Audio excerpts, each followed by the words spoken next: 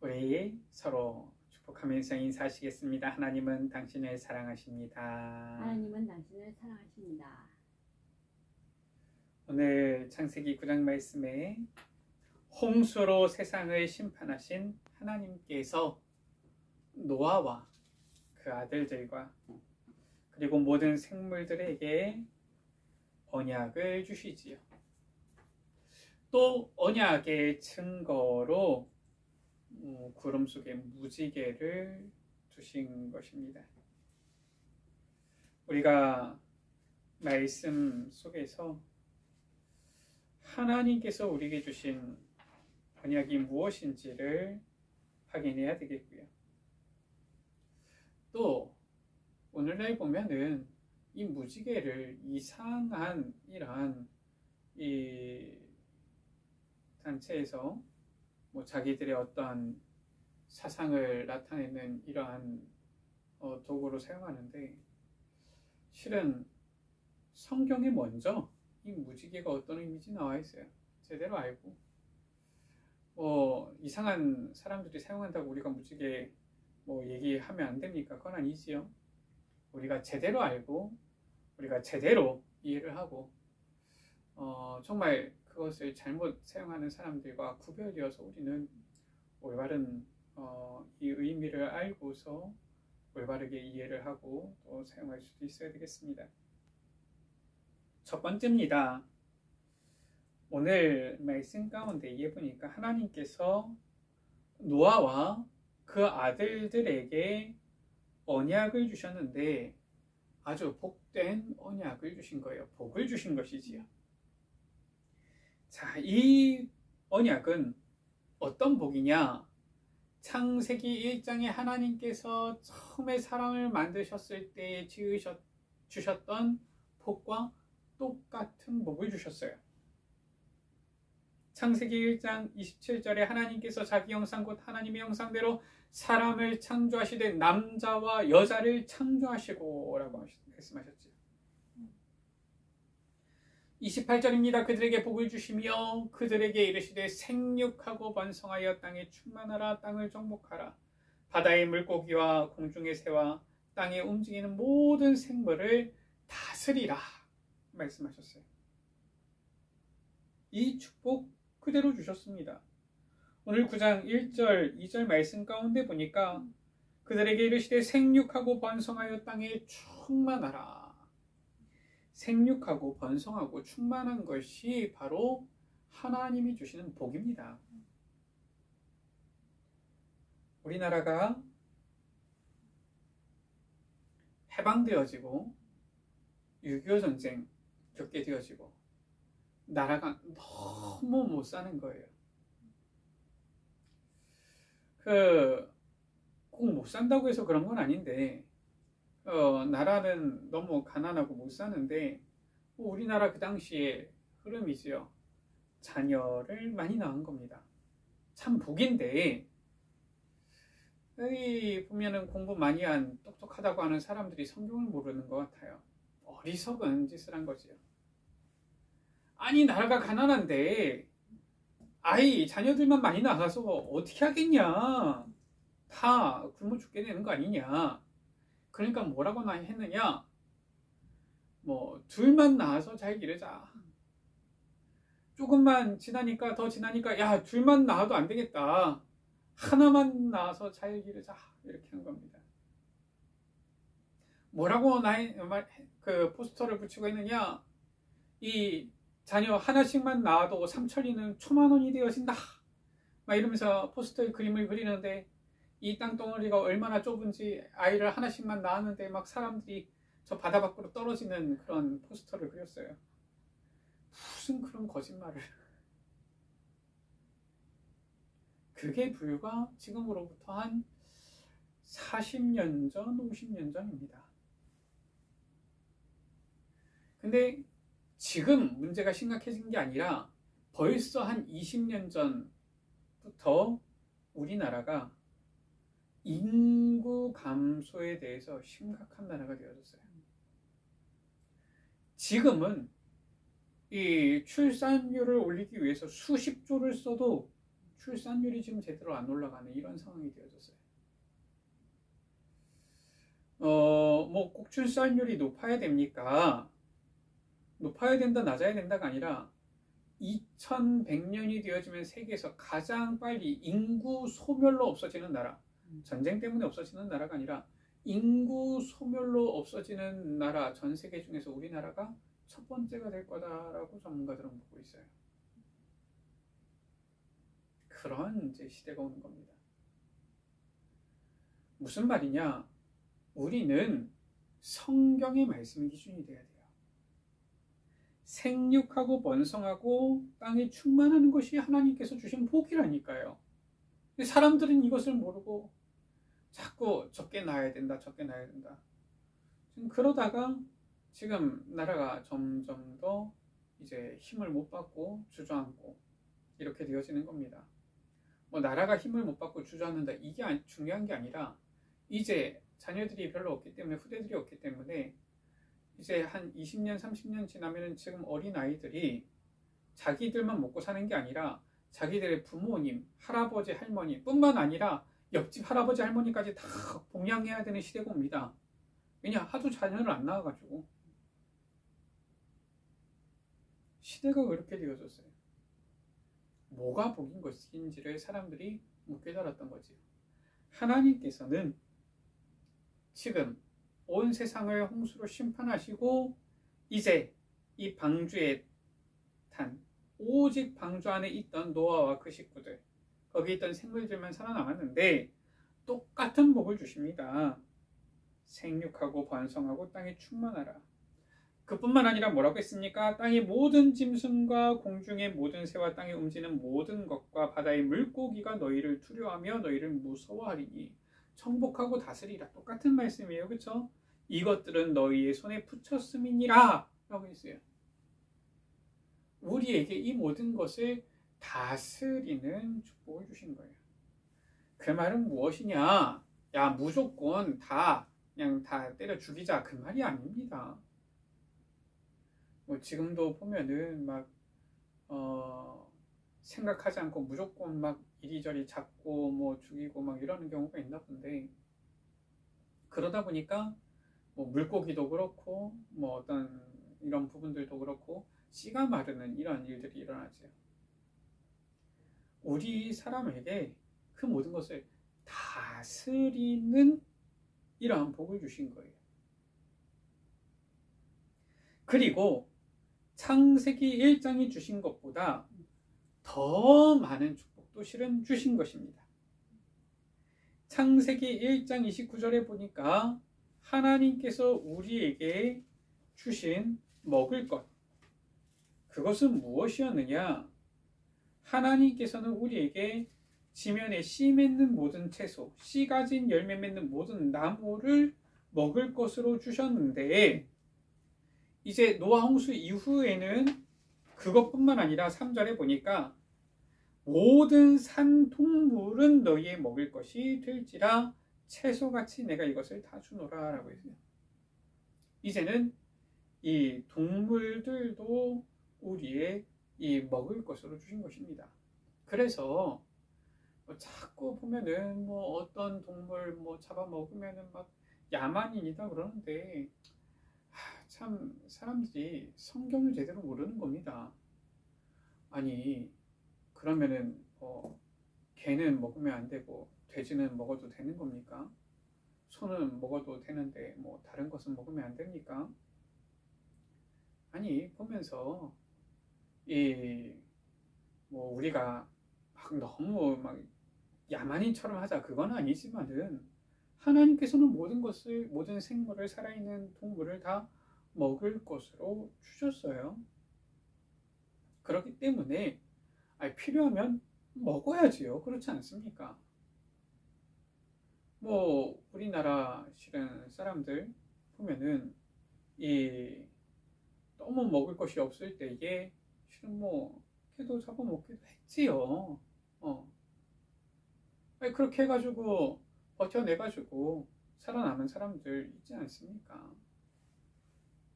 무조건 먹지 말아야 되느냐? 사람들이 뭘 잘 모르는 거예요. 하나님께서는 주셨어요. 근데 꼭 뭐 내가 기르고 있는 것을 꼭 잡아먹어야 되느냐? 뭐 그건 좀 사람마다 다를 수도 있겠죠. 하여튼 하나님께서는 우리에게 이 세상 모든 부분 정복하고 다스리고 또 생육하고 번성하고 충만하고 모든 동물도 우리에게 먹을 것으로 주시는 이러한 복을 다 주신 거예요. 실은 만물의 영장으로 우리를 축복하신 것이지. 자, 그리고 또 무슨 약속을 주셨습니까? 11절 가운데 언약을 세우리니 다시는 홍수로 땅을 멸하지 아니할 것이다 하신 것입니다. 이 약속을 주신 거예요. 우리는 하나님의 언약을 제대로 붙잡아야 됩니다. 내 경험과 내 생각과 우리의 문화가 기준이 되는 것이 아니라 하나님의 말씀이 언약이 기준이 되어야 되는 거예요. 저는 정치적인 얘기를 하자는 것이 아니라 얼마 전에 미국의 대통령이 새로 이제 취임을 했지요. 새로운 대통령이 이제 임기를 시작하게 됐습니다. 이 새로운 대통령, 트럼프 대통령이 이 취임 연설에서 뭐라고 했느냐? 우리 미국은 앞으로 이 두 가지 성만 지지를 할 것이다. 남성과 여성만 공식적으로 지지를 할 것이다. 나머지 다른 성은 없다라고 했어요. 야, 난 참 속이 시원합니다. 뭐 정치다 뭐다 이걸 떠나서 크게 성경적이에요. 보니까 뭐 남성, 여성 말고 제3의 성이 있다, 성소수자들이 있다, 뭐 무슨 그런 말 같지도 않은 얘기들을 합니까? 정확하게 말하면은 아픈 사람들이에요. 병든 사람들입니다. 아니 남자가 남자지, 남자가 내가 여자인데 정신문제거든요. 여자는 여자지, 내가 남자인데 아픈 사람입니다. 성경의 말씀이 우리 기준이 되어야 되는 거예요. 자, 두 번째입니다. 하나님은 항상 우리에게 말씀 언약을 주시는 분이에요. 그리고 그 언약의 증거도 주시는 분이십니다. 오늘 말씀 가운데 하나님께서는 홍수로 땅을 멸하지 않겠다 하시고서 어떤 증거를 주셨습니까? 13절에 무지개를 구름 속에 두었나니 라고 했어요. 이것이 언약의 증거니라 라고 했습니다.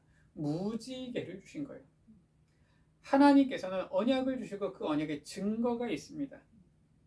창세기 2장에는 하나님께서 선악을 알게 하는 나무의 열매를 먹지 말라 하시면서 선악을 알게 하는 나무, 생명나무 이 두 가지를 동상 중앙에 두셨지요. 보도록. 하나님께서는 우리에게 증거를 주시는 분이에요. 지금도 우리는 하늘에서 무지개를 보기도 하지요. 뭐 비가 오거나 하거나 아니면 수증기가 많은 이런 날에는 무지개가 보입니다. 참 예뻐요. 그걸 이상한 사람들이 가져가지고 우리가 뭐 하면서 무지개 뭐 이런 이 색깔 이용하고 뭐 무지개 이런 거를 뭐 자기들의 어떤 뭐 로고나 이런 것처럼 삼는데, 무지개는 저 성소수자들을 위해서 있는 그런 게 아니에요. 무지개는 하나님께서 우리에게 홍수로 세상을 심판하지 않겠다라고 약속하신 언약의 증거입니다. 그래서 우리 무지개 많이 사용해도 돼요. 무지개 많이 써도 됩니다. 무지개 색깔 많이 이용해도 돼요. 그러나 확실하게 얘기하세요. 우리는 절대로 성경에서 말씀하신 남자, 여자 이것만 옳다고 얘기하시면 됩니다. 성소수자들을 차별하라는 것이냐? 그거 아닙니다. 그들도 예수님 믿고 그들도 구원받고 그들도 올바로 하나님의 자녀로 돌아와야 되지요. 그러나 저 성소수자들에게 보니까 저들이 얘기하니까 우리는 말도 못하고 우리는 남자, 여자 이 두 성만 지지한다 이것도 말도 못하고 뭐 그래 뭐 너희들도 인정해줘야지 이렇게 막 주눅들고 잘못된 거예요. 그거는. 우리는 무지개 얼마든지 그려도 되고 사용해도 되고 써도 되고, 그러나 우리는 하나님의 말씀 이래야 되는 것입니다. 자, 오늘 말씀 가운데 보니까 이 구원의 이 증거로, 언약의 증거로 무지개를 주셨는데, 성경 가운데 나타난 이 언약의 이 확실한 증거가 있죠. 그 증거가 바로 무엇입니까? 창세기 3장에 하나님을 떠난 우리 인간에게 우리의 구원자로 3장 15절이지요. 여자의 후손 증거를 주신 거예요. 그게 증거입니다. 여자의 후손, 이사야 7장 14절에 보니까 누굽니까? 보라, 처녀가 잉태하여 아들을 낳을 것이요 그의 이름을 임마누엘이라 하리라. 처녀가 잉태해서 아들을 낳을 것이다. 증거를 주신 것이지. 자, 우리는 누가 메시아인지, 누가 그리스도인지, 누가 구원자인지 바로 알 수 있습니다. 왜냐? 증거를 주셨어요. 당신이 여자의 후손입니까? 이것만 확인하면 돼요. 그런데 이 세상에 남자의 씨를 받지 아니하고 태어난 분은 단 한 사람밖에 없어요. 나머지는 전부 다 남자의 후손입니다. 전부 다 아담의 후손이에요. 단 한 분만 남자의 씨를 받지 아니하고 성령으로 잉태되어서 동정녀의 몸에서 태어나신 분이 있죠. 그분이 바로 누구십니까? 그분이 바로 마태복음 1장 21절에 아들을 낳으리니 이름을 예수라 하라. 예수님이신 거예요. 이는 그가 자기 백성을 저들의 죄에서 구원할 자이심이라 하니라. 그래서 마태복음 16장 16절에 주는 그리스도시요 살아계신 하나님의 아들이십니다. 예수님만이 그리스도가 되시는 것입니다. 하나님께서는 우리에게 언약을 주시고 증거를 주셨다니까요. 저 이단들이 자꾸 얘기하는데 왜 사람들이 속아 넘어갑니까? 이 증거를 확인 안 해서 그래요. 아니, 보니까 저 통일교 이미 죽었죠. 문선명이 아버지가 없습니까? 있잖아요. 그 아버지가 누군지 모르겠지만 저는 그 아버지의 성을 압니다. 뭐냐? 문씨예요. 그냥 문선명. 그 얘기는 뭐냐? 문씨의 씨를 받고서 태어났다 이거예요. 남자의 후손입니다. 뭐 하나님의 교회 하면서 뭐 안상홍합니다. 그 안상홍은 뭐 아버지가 없습니까? 저는 안다니까요. 그 안상홍의 아버지는 있어요. 누구냐? 안씨. 안씨 가문의 씨를 받고 태어난 사람 안상홍이에요. 근데 무슨 뭐 구원 메시아고 무슨 구원자입니까? 이제는 보니까 하나님 어머니 하면서 장길자, 자기가 뭐 하나님 이렇게 얘기하는데, 장길자 그 여자도 아버지가 있어요. 누구냐? 장기지. 그러니까 장길자지. 아니, 누가 도대체 여자의 후손입니까? 다 보니까 남자의 씨를 받고 태어났는데. 그러니까 사람들이 저 이단에 빠지는 거예요. 신천지에 빠진 사람들 이만희가 뭐 보혜사다. 웃기는 소리 하지 마세요. 이만희도 남자의 씨를 받고 태어났어요. 누구? 이씨 가문의 씨를 받고 태어난 거예요. 근데 무슨 구원자입니까? 오직 예수님만이 동정녀의 몸에서 성령으로 잉태되어서 태어나신 여자의 후손이신 거예요. 이 확실한 증거라니까요. 그래서 우리는 언약의 증거를 제대로 붙잡아야 됩니다. 다른 것이 중요한 게 아니에요. 하나님께서는 확실한 구원의 증거를 주셨는데 18절이지요. 보니까 이 노아와 이제는 그 아들들을 통하여서 사람들이 온 땅에 퍼지는데, 노아가 포도나무를 심은 겁니다. 포도주를 마시고 취하여서 벌거벗은 거예요. 참 이렇게 이 추한 일이, 그쵸? 이 함이 아버지의 하체를 보고서 두 형제에게 알린 겁니다. 이게, 야, 아버지가 지금 보니까 이 취하여서 벌거벗었으니까 우리가 어떻게 할까? 지금 이게 아닌 것 같아요. 두 형제에게 알림에 셈과 야벳이 옷을 가져다가 그 아버지의 하체를 덮었더라 라고 나와 있어요. 한마디로 함은 이 아버지 노아의 흉을 본 겁니다. 아유, 아버지가 이제 노망 났나 보네. 술 취해가지고 아유 벌거벗고서 뭐하는 짓이냐 저게. 이렇게 된 겁니다. 그런데 셈과 야벳은 어때요? 그게 아니지요. 옷을 가져다가 아버지의 하체를 덮은 거예요. 그리고 그 하체를 보지 않은 겁니다. 노아가 술이 끼었는데 이 함이 자기에게 한 일, 그리고 셈과 야벳이 자기에게 행한 일을 알게 되어진 거예요. 그리고 어떻게 합니까? 함의 후손을 저주하지요. 그리고 셈과 야벳의 후손을, 셈과 야벳을 축복합니다. 우리는 언약의 증거를 제대로 붙잡아야 돼요.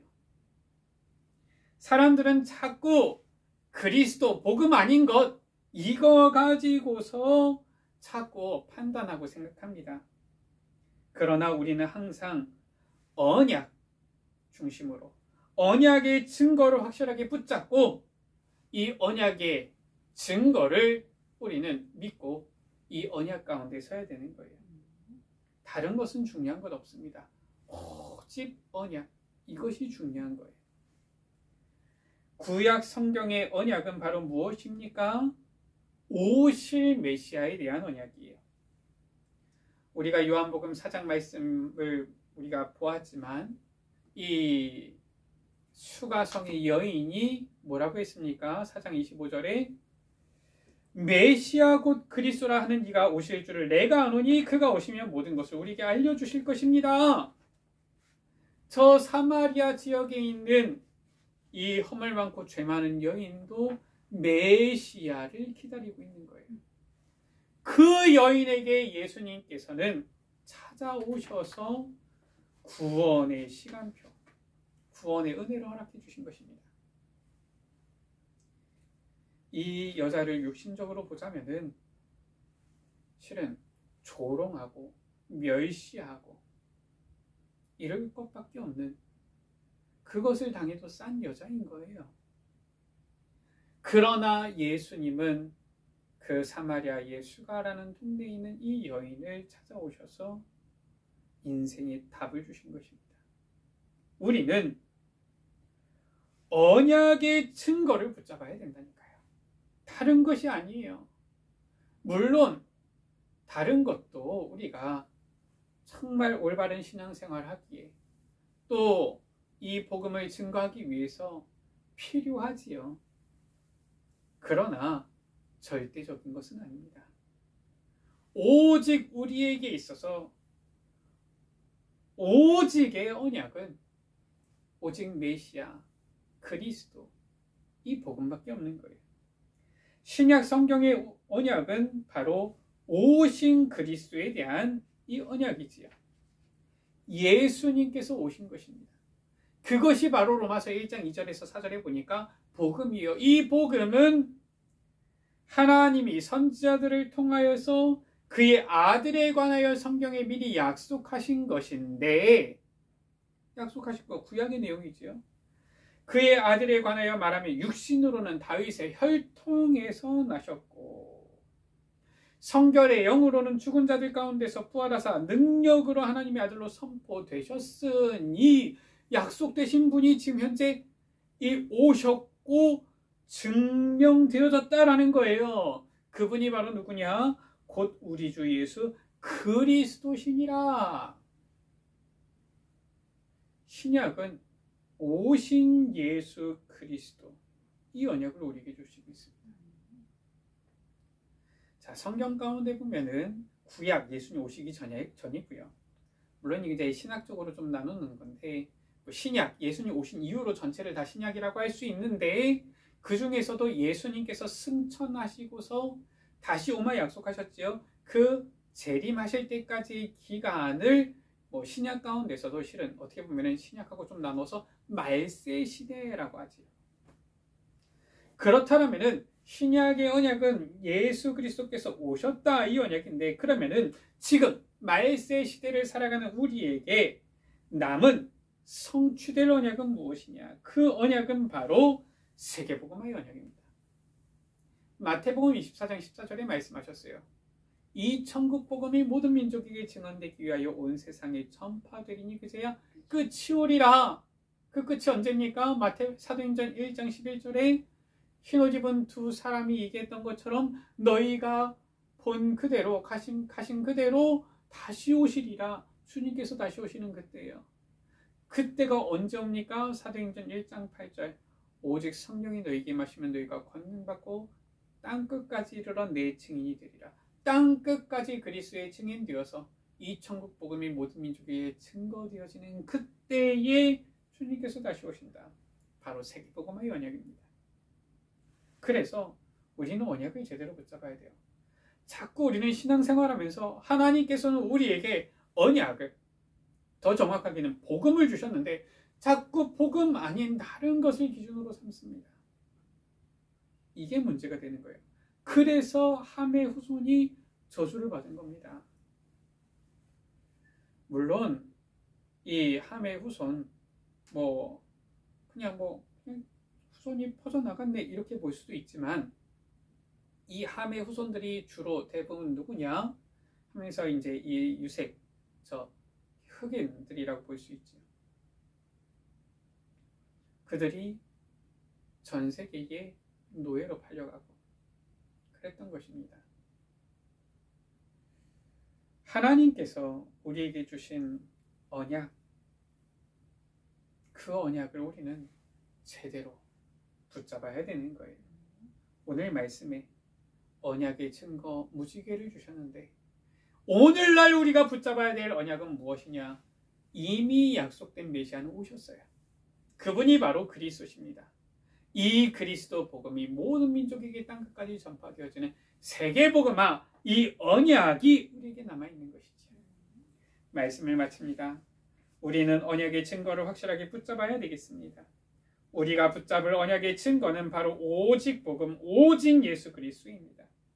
그리고 우리에게 주신 성취될 언약, 바로 세계복음화의 언약이지요. 주님의 이 마지막 명령과 부탁인 세계복음화의 언약을 증거로 붙잡고 늘 이 언약의 확신 가운데에서, 이 언약이 성취되어지는 그 자리에서 이 언약 성취의 주역이 되어지는 우리 여러분들 되시기를, 우리 모든 위례비 가족들 되시기를 주의 이름으로 축원합니다.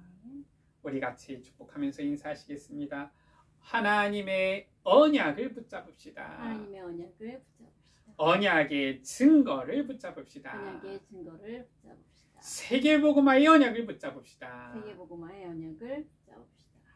오직 예수 그리스도 우리에게 주신 이 언약 붙잡고 예수 그리스도의 복음 증거되어지는 세계복음화의 언약 가운데 서는 있는 우리 모든 위대비 가족들 되시기를 주의 이름으로 축복합니다. 기도합니다. 하나님 감사합니다. 우리에게 언약 주심을 감사합니다. 노아에게 방주의 언약을 주사 방주에 있던 자들만, 오직 방주에 있던 자들만 구원함을 받았던 것처럼 언약 안에 있는 자들만 구원함을 받게 되어지는 줄 믿습니다. 그 은혜 가운데 우리를 불러주신 주님을 찬양합니다. 또 이제는 이 노아와 그 아들들과 모든 생물들에게 이 홍수로 다시는 세상을 심판하지 아니하시겠다는 언약의 말씀을 주시고 그 증거로 무지개를 주신 것처럼 주님, 우리의 늘 삶 속에서도 주의 언약을 늘 품고 언약을 기억하며 살아가게 하여 주옵소서. 우리에게 주신 언약은 바로 메시아 곧 그리스도의 언약이며 오직 예수님만이 우리 인생의 모든 이 죄의 문제, 저주의 문제를 해결하신 그리스도이심을 우리에게 밝히 알게 하셨사오니 오직 복음 예수 그리스도의 언약을 붙잡고 성취될 언약 세계복음화의 언약을 늘 간직하면서 이 언약 성취를 향하여 날마다 나아가게 하여 주옵소서. 늘 언약을 간직하고 저버리지 아니하고 이 언약 가운데 거하며 살아가는 우리 모든 위리 가족들 되게 하여 주옵소서. 예수 그리스도의 이름으로 기도드립니다. 아멘.